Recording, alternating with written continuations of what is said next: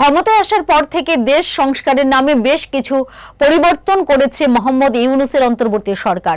বদল আনা হচ্ছে সংবিধানেও। কয়েকদিন আগেই প্রধান উপদেষ্টা ইউনূসের কাছে সুপারিশ জমা দেয় সংবিধান সংস্কার কমিটি। সেখানেই বাংলাদেশের নাম পরিবর্তনের কথাও বলা হয়েছে।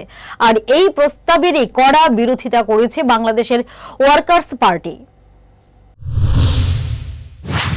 গত 15 জানুয়ারি প্রধান উপদেষ্টা ইউনূসের হাতে নতুন খসড়া তৈরি তুলে দেয় সংবিধান সংস্কার কমিশন।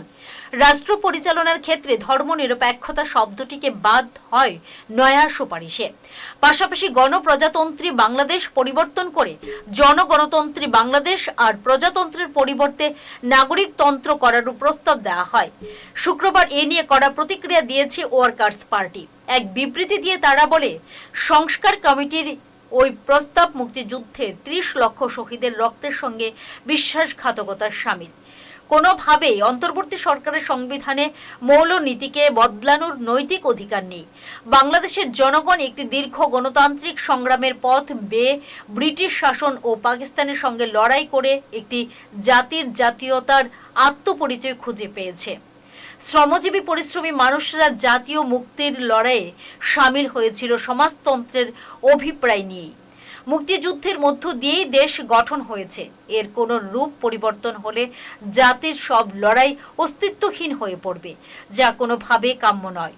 উল্লেখ্য, রাষ্ট্র পরিচালনার 4 মূল নীতির মধ্যে 3টি বাদ দেওয়ার সুপারিশ করেছে অধ্যাপক আলী রিয়াজের নেতৃত্বাধীন সংবিধান সংস্কার কমিশন। সেই সঙ্গে গণতন্ত্র বহাল রেখে রাষ্ট্র পরিচালনার নতুন আরও 4টি মূল নীতির সুপারিশ করেছে তারা। জানা যায়, বর্তমানে 4 মূল নীতির মধ্যে শুধু গণতন্ত্র রাখা হয়েছে প্রস্তাবিত নতুন 5 মূল নীতির মধ্যে। সেগুলো হলো সাম্য, মানবিক মর্যাদা, সামাজিক সুবিচার, বহুত্ববাদ ও গণতন্ত্র।